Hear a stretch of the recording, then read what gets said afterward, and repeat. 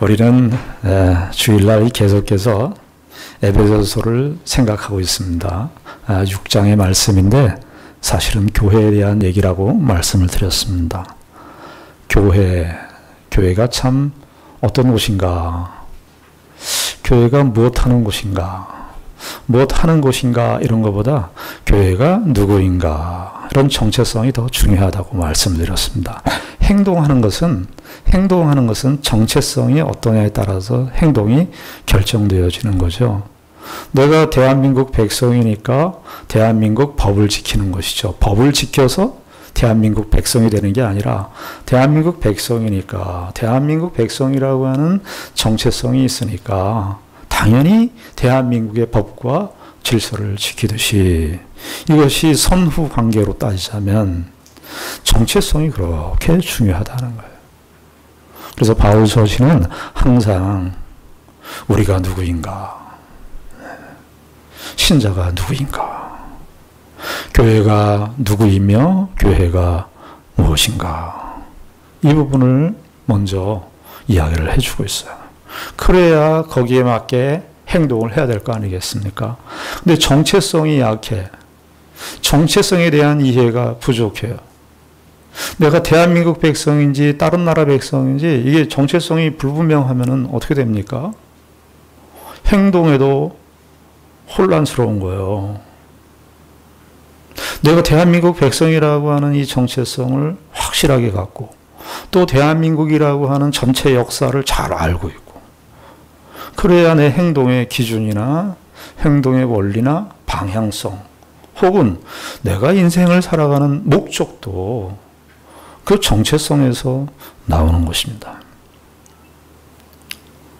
바울 사도는 이 교회론을 이야기할 때 중요하게 생각하는 것이 뭐냐 하면 교회의 정체성. 우리가 1장에서는요. 한마디로 얘기하면은 하나님께서 우리를 창세전에 작정하신 공동체라.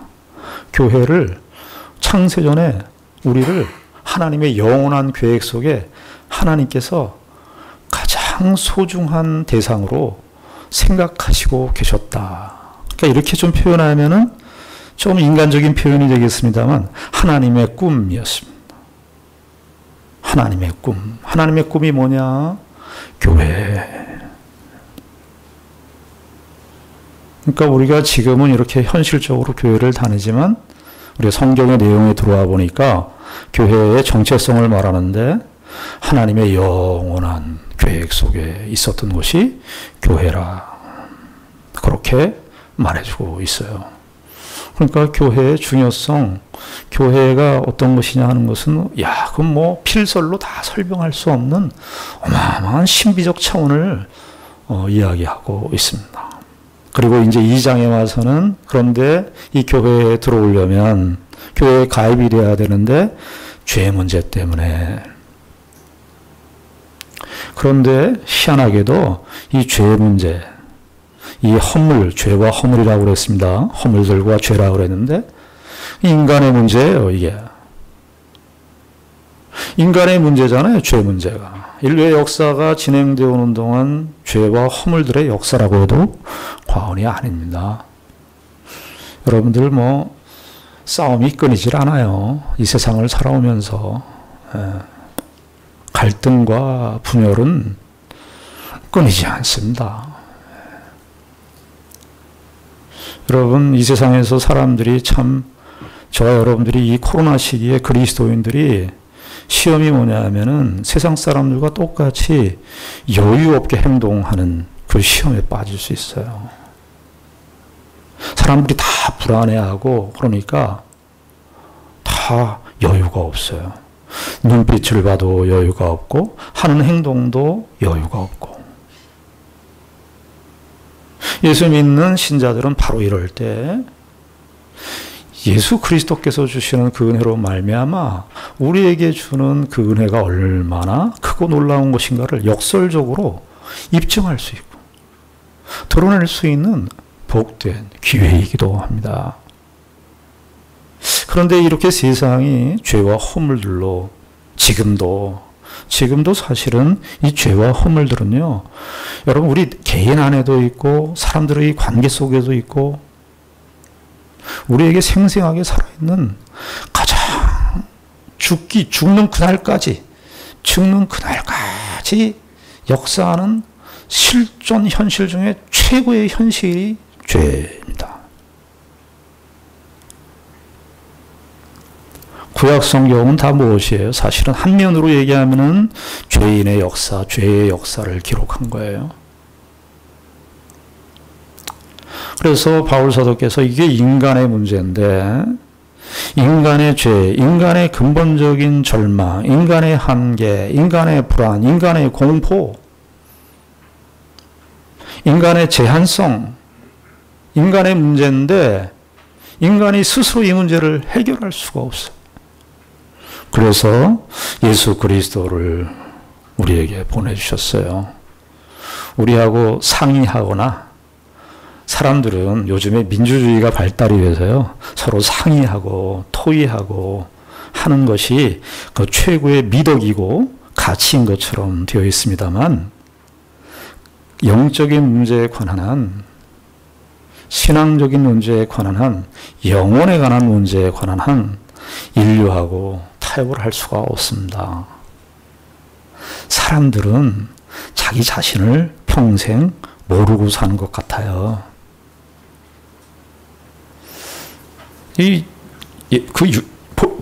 거의 준복음성가에 해당하는 그 가요가 있던데, 내가 나를 모르는데, 그럼 어디죠? 찬송가 몇 장인가요? 666장인가요? 700장인가요? 내가 나를 모르는데, 넌들 나는 알겠느냐? 그러니까 나도 잘 몰라요. 나 자신에 대해서. 저희는 저희 집사람하고 결혼한 지가 32주년쯤 올해가. 5월 날이 그 결혼 기념일이었는데, 제가 이게 우리의 비하인드 스토리인데 제가 깜빡 잊어버렸지 않았습니까? 죽는 줄 알았어요, 그날. 하여튼. 근데 32주년을 제가 살았는데, 저희 집사람에 대해서 제가 아느냐? 신비의 여자예요, 신비의 여성. 제가 아는 게 이렇게 많지 않아요. 사람들이 그런 장사하시는 분들, 사업하시는 분들 이런 말 많이 하는데, 나는 사람 착봉을 알아. 아는 사람 말하는 것만 봐도 딱 알아. 그러신 분들 계시는데, 그렇지 않습니다. 사람이 자기 자신을 모르는데. 이렇게 예수 그리스도께서 오셔서 우리에게, 우리의 문제인데, 인간의 문제인데, 인간의 실상을 예수 그리스도의 은혜의 빛 아래서 보게 하셨어요. 죄인이라고. 성경은요, 우리의 죄에 대해서 우회하려 들지 않습니다. 요즘의 사람들은 위로를 받고 싶어요. 힐링, 치유 이런 걸 좋아하고, 위로받는 거 이런 거 좋아해요. 그런 면에서 보면 성경은 굉장히 우리의 기대와 예측하고는 전혀 다른 방식입니다. 그냥 치고 들어와요, 그냥. 직접적으로. 그냥 치고 들어오고, 우회하려 들지 않습니다. 죄인이라고 시작하고 들어오고, 역사 속에서 인간들이 어떻게 하나님 앞에 어떤 실수를 했는지, 어떤 허물들을 보여왔는지를 역사 속에서 증명해 보이십니다. 증명한다는 이런 표현도 쓰지 않아요. 그냥 역사 속에서 쭉 진술해요. 이스라엘 역사 속에서, 인류의 역사 가운데에서. 근데 오늘 2장 11절서부터 18절까지 읽었는데요. 예수 그리스도께서 오셔서 그러면 우리를 구원하시고 끝이냐. 우리 구원받았습니다.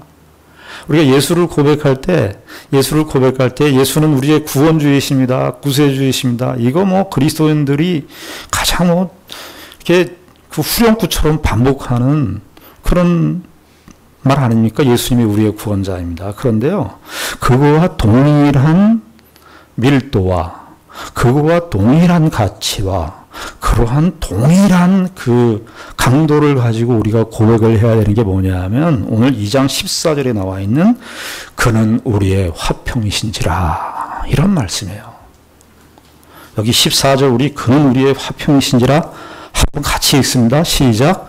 그는 우리의 화평인지라. 예, 여기만. 예, 그는 우리의 화평인지라. 예수님은 나의 구세주시다. 이거 우리가 그리스도인들이 많이 고백하는 거예요. 동일하게 예수님은 누구의 화평? 나의 화평? 우리의 화평. 우리의 화평. 그러니까 교회를 얘기하는 거예요, 교회. 그러니까 예수님 신자들이 우리 한국 다른 나라는 모르겠어요. 다른 나라는 그래서 신앙생활을 자세히 분석해 보지 않아서 모르겠지만 우리 한국 교인들은 예수님은 구원주시다라는 것은 아주 잘 고백을 해요. 근데 예수님은 우리의 평화이시다. 우리의 화평이시다. 이게 3인칭으로 그는 우리의 화평이신 자 이렇게 3인칭만 썼지 요한복음에 보면 예수님이 이렇게 표현하시는 게 있어요. 나는 생명의 문이다. 에고에임이라고 그러는데 헬라어로 나는 누구다. 나는 생명의 빛이다. 나는 양의 문이다. 이런 표현이 나오는데 그거와 버금가는 거예요. 교회의 중요한 고백이에요. 아마 이게 사도 바울 시대의 모든 교회 성도들이 이거를 예수님은 나의 구원자이십니다. 뿐만 아니라 예수님은 우리의 화평이십니다. 이걸 같이 고백했던 것으로 보여요. 그래서 이 진술이 14절에 그는 우리의 화평이십니다. 이게 중요해요. 누구의 화평? 우리의 화평. 수평적으로. 우리가 에베소 2장에 좀 제가 그것을 다 설명을 하지 않고 지나갔습니다만 2장 5절에 보면 허물로 죽은 우리를 그리스도와 함께 살리셨고 그리스도와 함께 일으키시고 그리스도 예수 안에서 함께 하늘에 앉히셨다. 이게 신자들의 영광스러운 그 약속이라고 말씀드렸습니다. 그리스도와 함께 우리를 살리셨어요. 그리스도 공동 운명체가 됐다 그 말이에요. 여러분들 자신에 대해서 나의 존재의식에 대해서 나라고 하는 존재의식에 대해서 여러분들이 가장 가까이 생각하는 내가 나에 대해서 가장 가깝게 생각하는 그 의식보다 더 가까이 있는 것이 뭐냐면 예수 그리스도께서 우리와 함께 하시는 거예요. 그래서 예수 그리스도와 우리를 그렇게 함께 살리시고 함께 하늘에 앉히시고 함께 일으키셨는데요. 3장 6절에 가면은 무슨 말을 또 쓰냐면 함께 지체가 됐다 그래요. 그 지체는 누구를 가리켰어요? 교회 성도들. 그러니까 예수 그리스도와 함께 살리셨다. 그러니까 에베소 전체를 종합해 보면은 예수 그리스도와 우리가 함께 사는 거. 예수 그리스도와 내가 함께. 예수 그리스도와 내가 함께 산 것뿐만 아니라 누구도 함께 살았다? 옆에 있는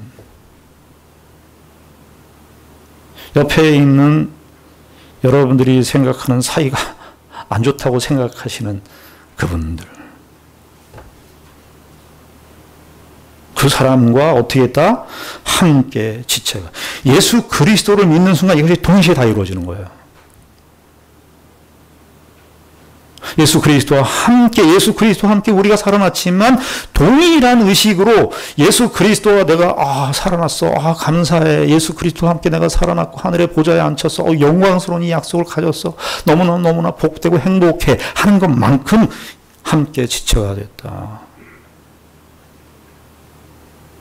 이 수평적으로 이 바울 사도가 이제 점점 교회론을요, 이제 수직적인 차원에서 수평적인 차원에서 옮겨가는 거예요.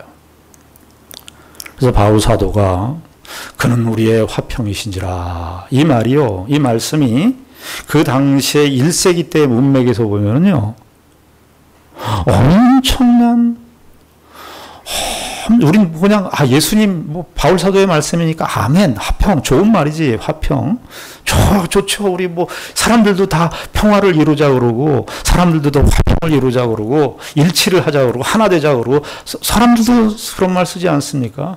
그런데요 이 세상에서의 평화는요 진정으로 기대할 수가 없습니다. 그래서 로마의 그 군사 전문가였던 레나투스라고 하는 분이 이렇게 얘기를 했어요. 4세기 때 아주 이 사람은 로마의 군사 전략가고 로마가 그때 세계를 지배하고 있었을 때 군사 전략 최고의 전략가였는데 이 레나투스라는 사람이 뭐라고 그랬냐면은요.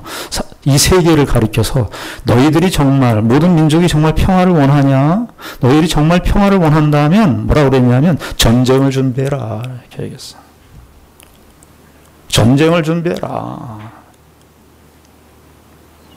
왜냐하면은 여러분 이 말이 틀린 말입니까? 그때 4세기 때 그 사람의 말입니까? 오늘날 우리도 어떻습니까? 코로나이지만 코로나 위기 속에서 백신도 만들지만 전쟁 무기도 계속해서 개발하고 있는 거 아닙니까? 미국하고 중국하고도 그 포기할 마음이 없는 겁니다. 우리나라도 북한하고 대치하고 있기 때문에 우리나라 아무리 평화 얘기하지만 전쟁 준비를 안 할 수가 없어요. 무기를 준비하지 않을 수가 없어요. 너무나 이 세상은 살얼음 같은 평화가 아니죠. 그러니까 살얼음 같은 눈치를 보고 있는 거죠. 평화라는 말을 거기다 쓸 수 없어요. 성경에서 말하는 그 평화는 그러한 평화가 아닙니다. 그런데요, 1세기 때 제일 큰 지금 이 바울 사도의 이 선언이, 성경의 이 말씀이 그 당시 때 1세기 때 얼마나 파격적인 말씀인가를 우리가 익히 그걸 알고 있어야 돼요. 유대인과 이방 11절부터 13절까지 나오는데 그게 뭐냐면 유대인과 이방인의 이 관계예요. 여러분 유대인은요 이방인을 여기 이제 바울 사도가 여기 11절부터 얘기해요. 그러므로 생각하라 너희는 그때 육체로는 이방인이요. 아마 이러니까 에베소 교회 안에 이방인 그리스도인들이 있었고 유대인 출신 그리스도인들이 있었던 것으로 보여요. 그러니까 이게 그 당시 때는요 물과 기름이 섞인 거나 마찬가지예요. 교회 안에 유대인들은요 이방인을 생각할 때 뭐라고 생각한 줄 아냐면 성경에는 나오지만 개라고 생각했습니다. 개. 그리고 또 어떤 유대인들은 어떤 문헌을 보면은 고대 문헌을 보면은 유대인들이 이방인들을 어떻게 생각했냐면은요 지옥에서 불타는 소재거리다. 불타는 장작용이라 그래요. 이방인들을. 여러분 성전에 예루살렘 성전에 보면은 이스라엘 백성들만 성전에 들어갑니다. 이방인들은 들어갈 수가 없어요. 그게 성전 뜰과 이방인의 뜰 그 중간에 담이 있는데 담의 길이는 한 1.5m도 안 됩니다. 근데 거기에 헬라어와 라틴어로 여기를 부지불식간이 됐든지 의도하지 않든 여기를 넘어가는 자는 고발을 당할 것이다. 이것도 약한 거예요. 뭐라고 되어 있냐면 여기를 넘어가는 죽일 것이다. 이방인들은 영원히 들어갈 수 없어요. 유대인의 세계 속에서는. 그러니까 이게 지금 바울 사도가 그런 우리의 화평인지라 여기 계속 이게 참 불편한 말씀입니다. 둘로 하나를 만들었다. 둘로 하나를 만들었다. 지금 이야기를 하는 거예요. 14절에 그는 우리의 화평이신지라 둘로 하나를 만드사. 둘로 하나를 만드사. 16절 또 십자가로 이 둘을 한 몸으로 하나님과 둘을 한 몸으로. 여러분 예수 그리스도를 믿고 하나님의 백성이 되는 순간 저와 여러분들은 무한의 책임을 갖습니다. 무슨 책임? 화평의 책임. 화평의 사명을 갖습니다. 죽는 그날까지 해야 되는 일입니다. 저와 여러분들이 생각할 때 저 사람은 이래서 마음에 안 들고 이 사람은 이래서 마음에 안 들고 하는 그런 감정들 이전에 예수님께서 우리와 함께 살리시는 이 은혜로 시간적으로 이미 허락해 줬어요.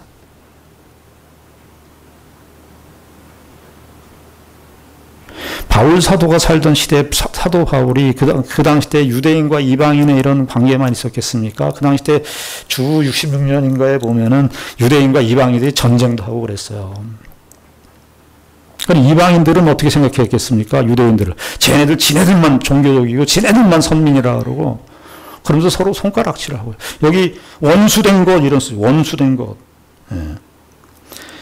14절에 보면 그는 우리의 화평이신지라 둘로 하나를 만드사 원수로 살았다는 거야. 하나님과 원수일 뿐만 아니라 유대인과 이방인이 서로 원수였어.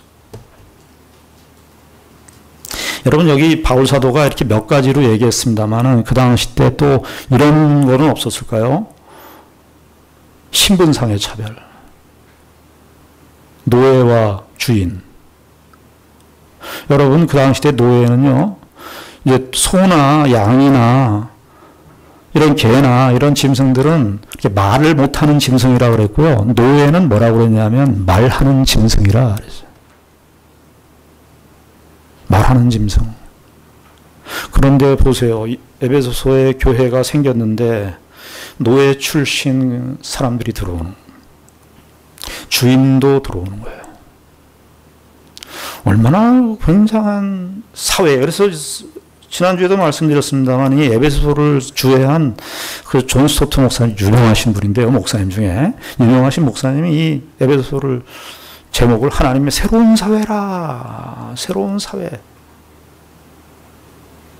여기 15절에 보면은 법조문으로 된 계명의 율법을 폐하셨으니 이는 이 둘로, 여기 또 나오죠. 이는 이 둘로 자기 안에서 한 세 사람을 지어, 한 세 사람을 지어, 이 표현을 가지고 존 스토트 목사님 뭐라 그랬냐면 인류에게 새로운 인종이 출생했다는, 새로운 인종이, 새로운 새 인류, 새로운 독특한 인류가 형성됐다는데 그게 뭐냐 하면 교회. 이 민족이라고 하는 거, 혈연이라고 하는 거요. 민족적 경계라고 하는 거, 유대인과 이방인 민족적 경계뿐만 아니라 종교적 편견 때문에 서로 이렇게 사이를 두고 있는 그 관계가 인간의 너무너무나 뼈저리게 들어오는 역사와 사람들 사이에 있는 그 틀 중에 중요한 틀, 간격을 두고 거리를 벌리는, 불리하게 만드는 중요한 그 틀인데 예수께서 이걸 하셨대요. 여기 14절에 보면 그는 우리의 화평이신지라 둘로 하나를 만드사 원수된 것 곧 중간에 막힌 담을 이래. 민족적 경계, 혈연적 경계, 신분의 경계. 여러분 또 우리가 죄송합니다만은 우리 요즘 시대는 이제 남녀 평등의 시대가 됐습니다만은 그 시대에는요, 우리 성경을 보면 여자와 어린아이는 사람의 수에 포함되어 있지 않잖아요. 여러분 500여 표적할 때 장정만 5,000명이었더라 그렇게 얘기하지 여자는 포함이 안 됐습니다. 여러분 요한복음 4장에 수가성의 여인 사건 나오죠. 수가성의 여인 그 보면서 여러분들 야, 이 여인은 굉장히 행실이 참 부도덕한 여인이다 이렇게 생각할 수 있어요. 5 남자를 만났으니까. 그런데 여러분 그거요, 그 여인을 행실이 부정하다고 말할 수가 없어요. 왜냐하면은 그 당시 때 여자가 남자를 이렇게 버릴 수 있는 사회가 아니었습니다. 오히려 그것은요 그 반대여야 됩니다. 남자가 그 여인을 다 버린 겁니다. 아이는 어떻게 생각했습니까? 아이도 차별이 있었어요. 아이도 사람 축에 안 넣었어요. 아이는 부모의 그냥 적이었어요. 그냥 노예 비슷한, 노예보다도 조금 높은. 여러분, 예수 그리스도께서 이루시려고 하는 이 평화, 화평이라고 하는 거. 여기 특별히 중간에 막힌 담을 허셨다. 예수님께서 교회를 건축하러 오신 겁니다. 쉽게 얘기하면 교회를 건축하러 오셨는데 교회 건축을 어떻게 해야 돼요? 기존에 있는 건물을 가지고 다시 지으면 그거 리모델링이죠. 요즘에 리모델링을 많이 하는데 저기 메인타운에 가시면은 삼성 홈플러스 있는 데 있어요. 그거 여러분 홈피스 나가보셨어요? 그 삼성 홈플러스 다 철거했습니다. 거기 새로 건물 짓는데 한 달 동안을 철거 작업을 하시더라고. 왜냐하면 새로운 건물을 지은 거예요. 리모델링이 아니고 새 건물을 지어야 되니까 철거 작업이 반드시 필수. 예수님께서 철거 작업 먼저 하셨어요. 여기 14절 15절에 보면 그는 우리의 화평이신지라 둘로 하나를 만들어요. 만들기 위해서 원수된 것 곧 중간에 막힌 담을 자기 육체로 허시고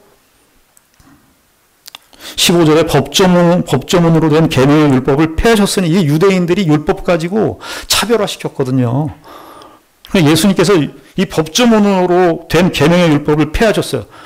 예수님께서 이 땅에 오시니까 예수님께서 새로운 하나님의 나라, 새로운 사회, 하나님의 이 교회를 세우려고 하는데 아담의 타락 이후로 이 인간의 질서 가운데 철거해야 될 것들이 있는 거예요. 새로 리모델링 해서는 안 되는 거예요.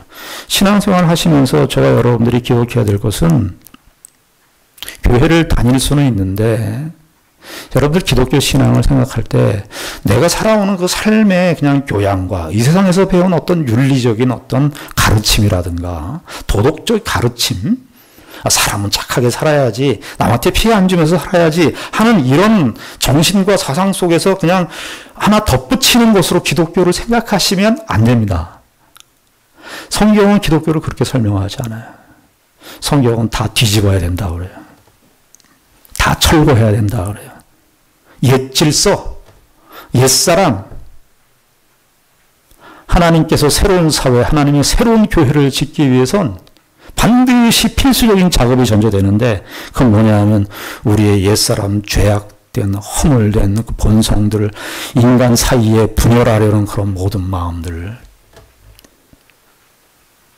그것을 다 드러내셔야 했어요. 여러분, 예수 믿는데 무슨 신분이 무슨 의미가 있어요? 예수 믿는데 예수의 복음을 받아들이는데 인종적인 우월성과 인종적인 열등성이 무슨 관계가 있어요? 사람들은 아직도 인종차별을 하고 인종적인 우월성과 인종적인 열등감들을 아직도 가지고 있지만 성경은 복음을 이야기할 때 예수 그리스도 우리 오늘 찬송했지요. 듣는 사람마다 복음 전하여 하는데 뭐라 그래요? 아무나 오라요. 아무나 오라. 잘생긴 거, 못생긴 거 아무 상관이 없어. 돈 많이 가진 거, 돈 많이 없는 거, 가난하고 부자 이게 상관도 없어요. 많이 배우고 못 배우고 이게 상관도 없어요. 여러분들의 과거의 상처가 어때면 그것도 상관없어요. 나는 옛날에 너무 죄를 많이 져서 오세요. 예수 그리스도의 복음이에요. 아무나 오게 해요. 그런데 말입니다. 이 화평을 예수님께서 화평을 우리에게 이루셨는데 이 중간에 막힌 담을 하셨는데 우리는 자꾸 중간에 이 막힌 담을 하신 걸 자꾸 세워나가요. 예수님께서 이 막힌 담을 하시고 법조문의 이 율법적 규례들도 예수님께서 자기의 육체로 다 폐하셨는데 실제적으로 우리와 화평을 이루어가는 실제적인 이 부분에 있어서는 예수 믿는 우리조차도 담을 더 쌓아갑니다. 이것이 우리의 실존의 또 현실이기도 합니다. 여러분, 예수님께서 에베소 4장에 보면은 우리에게 한 몸 되게 하신 것이라 그래요. 한 몸 되게 하신 것을, 하나 되게 하신 것을 힘써 지켜라 그래요. 노력하라는 거죠. 여러분, 저 여러분들이 평생 이 세상에 살면서 해야 되는 일이 있습니다. 화평을 쫓으셔야 돼요. 마태복음 5장에 보면 유명한 팔복의 이야기가 나오죠. 심령이 가난한 자는 복이 있나니 하면서 쭉 나오죠. 맨 마지막 복이 의를 위하여 핍박을 받는 자는 복이 있나니 하면서 하나님께서 상을 주실 것이다. 그렇게 얘기를 해요. 그러면 의를 위하여 핍박을 받는 자는 최종적인 것이라고 말할 수 있는데 7번째 복이 뭐냐 하면 화평하게 하는 자는 복이 있나니. 그 복이 있나니 하면서 그 복의 내용은 뭐라 그러냐 하면 하나님의 아들이라 일컬음을 받을 것이요. 거기 형용사로 화평하게 하는 자예요. 그러니까 이 얘기는 뭐냐 하면 우리가 원래 본성이 분열에 익숙해요. 분리에 익숙해요. 여러분들 초등학교 다닐 때 그런 경험 안 해보셨어요? 학교 다닐 때 청군과 백군 여러분 나누잖아요. 학교에서 초등학교 때 청군과 백군 나눌 때 어떻게 나눠요? 선생님이 짝수는 청군, 홀수는 백군 이렇게 하잖아요. 그러면 그렇게 짝수, 홀수로 청군과 백군을 나누는데 아이들이 우리 어렸을 때 어떻게 합니까? 저 청군 애들은 백군 애들이 저 청군 애들은 이상해. 쟤네들은 행동도 이상하고 쟤네들은 다 이상한 데서 사는 것 같고 또 백군 애들은 청군 애들한테 뭐라고 청군 애들은 백군 애들 그냥 선생님은 번호 가지고 나눴는데 어떻게 해요? 시간이 지나면서 청군과 백군이 그냥 청군과 백군이 아니라 점점 담을 더 쌓아요.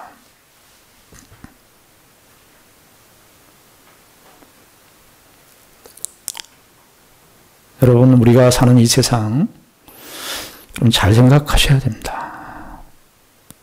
신앙생활 한다는 것은 이걸 극복해야 되는 거예요. 우리의 본성은요, 차이를 내고 차별을 하는 것이. 저는 우리나라에 왜 아파트 이름에 영어가 왜 이렇게 들어갔는지 모르겠어요. 판테온, 무슨 팰리스. 미치고 환장해서 주소에 그걸 적어야 돼. 옛날에 그러면 산 몇 번지 이렇게 사는 사람은 어떻게 되는 거예요? 아니, 지금 도로명 주소로 했는데 도로명 주소에도 아파트 이름을 써야 되는데 도로명 주소만 하면 되거든요.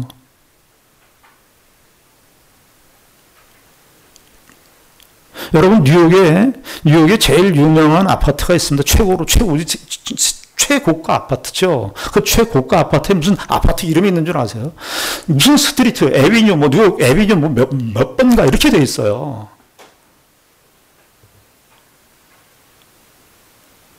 우리가 사는 이 세상이 말이죠. 저와 여러분들이 매일 닥치는 시험에 이 화평을 추구하는 삶은, 근데 이 화평을 추구할 때 예수님께서 어떻게 하신 것을 기억하셔야 됩니다. 우리는 여기 예수 그리스도께서 우리 죄를 위해 돌아가시고 죽으시고 우리를 구원하신 주님이셔요. 예수 그리스도께서 십자가로 우리의 원수된 것을 다 소멸하시고 육체로 패하시고, 그래서 우리에게 이 교회를 세우시게 됐고, 그래서 예수 그리스도를 그렇게만 썼는데, 여러분, 예수 그리스도를 그렇게만 쓰시면 안 돼요. 여러분, 성경을 보시면 예수 그리스도와 함께 전치사가 여러 개가 나와요. 우리가 이 에베소서에 보면 예수 그리스도 안에서, 이 표현이 자주 나오고, 예수 그리스도 안에서라고 하는 것은 예수 그리스도와 연합되었다는 것이고, 예수 그리스도와 함께, 예수 그리스도로 말미암아, 그리고 예수 그리스도를 향하여 살고, 우리가 예수 그리스도로 말미암아 구원을 얻었고 예수 그리스도로 향해서 살아요. 그래서 for예요. for Christ 이렇게 전체자가 다 붙습니다. 그리고 우리가 그리스도 위에 서 있습니다. 에베소 2장 우리가 18절까지 읽었지만 교회가 예수 그리스도 죽으심과 부활의 터 위에 있으니까 우리가 예수 그리스도 위에 있어요. 교회가. 또 그러면서 예수 그리스도 밑에 있기도 합니다. 왜 그렇죠? 예수 그리스도의 말씀 앞에 우리가 다 복종해야 되니까. 예수 그리스도 앞에 다 복종해야 되니까. 고린도후서에 보면 우리의 높아진 모든 생각, 사상들, 철학들, 모든 가르침들을 예수 그리스도의 말씀 앞에 다 복종시켜야 된다 그랬어요. 언더도 있어요. 예수 그리스도 밑에 우리가 있고. 그런데 중요하게 또 생각해야 되는 것이 뭐냐면은 예수 그리스도처럼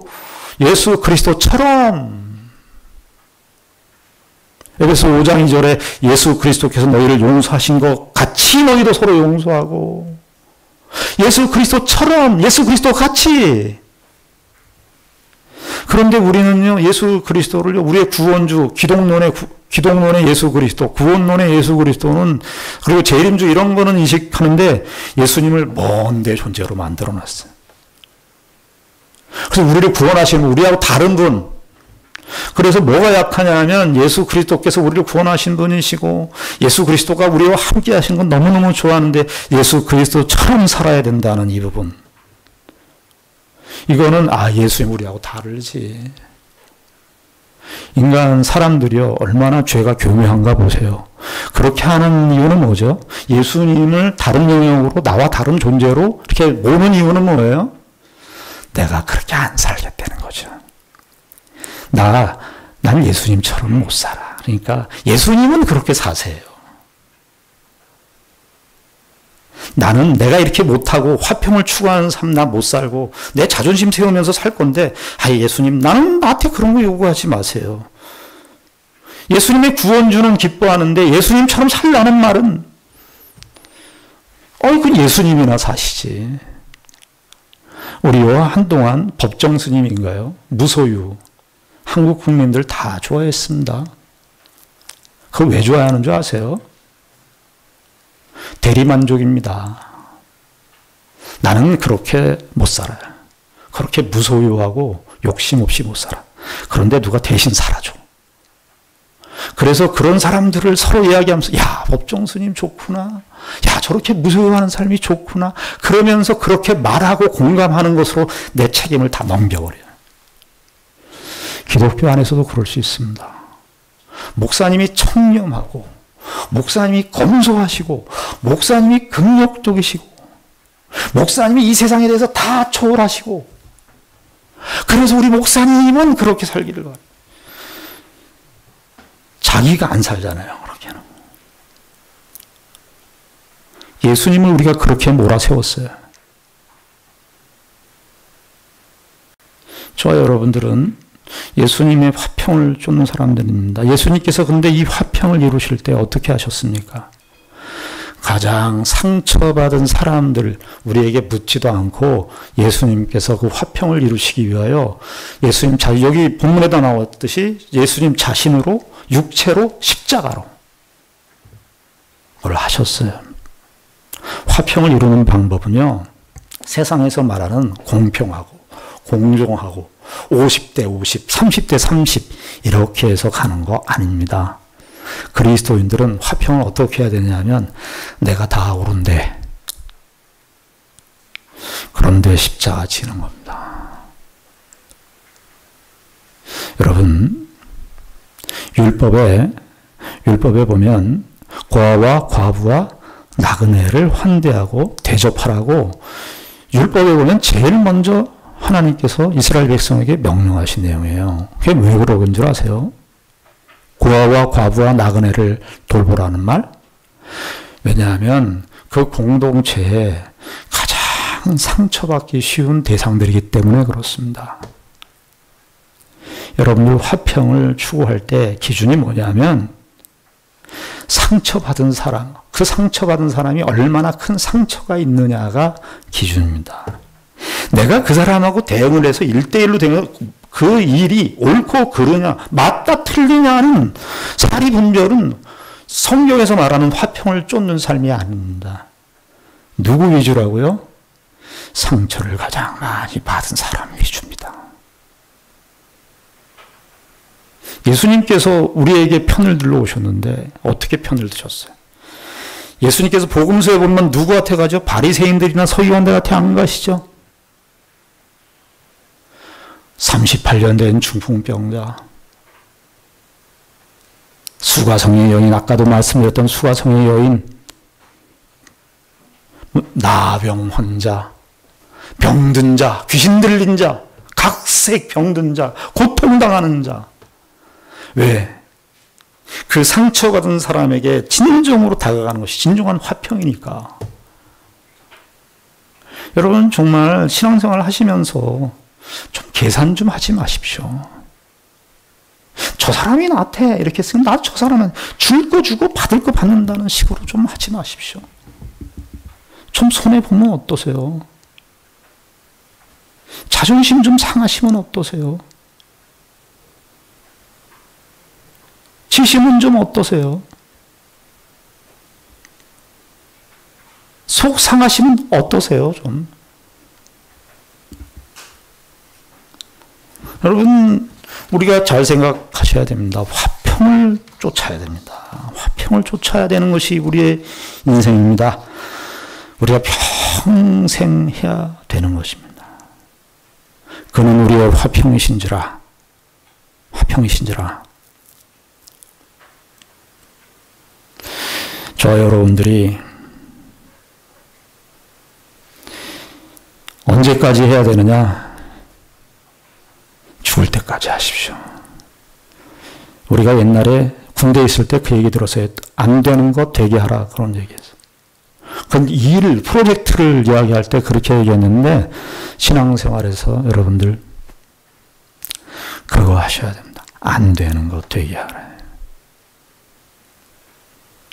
저와 여러분들이 그러면요, 우리가 그리스도 안에서 참된 하나님의 은혜를 경험하게 될 것입니다. 우리가 매일 하나님의 은혜와 하나님의 복 주심을 그저 그런 날처럼 살아가는 것은 이 사명을 안 하고 있다는 겁니다.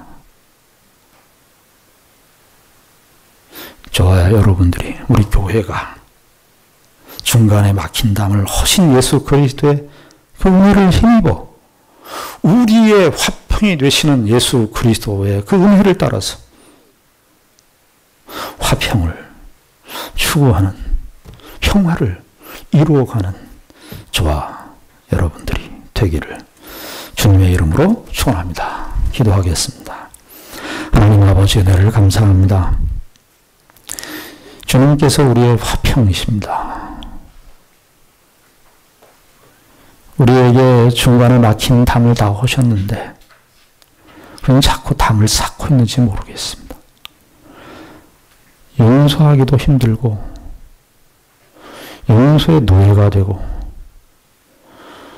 그래서 우리가 힘듭니다. 하나님 아버지, 주 예수 그리스도께서 성령 안에서 우리에게 은혜를 베푸셔서 하나님 나라의 백성의 진정한 이 화평을 추구하며 사는 그리스도인들, 하나님의 교회, 하나님의 백성들 되게 하여 주시옵소서. 예수님 이름으로 기도드리옵나이다.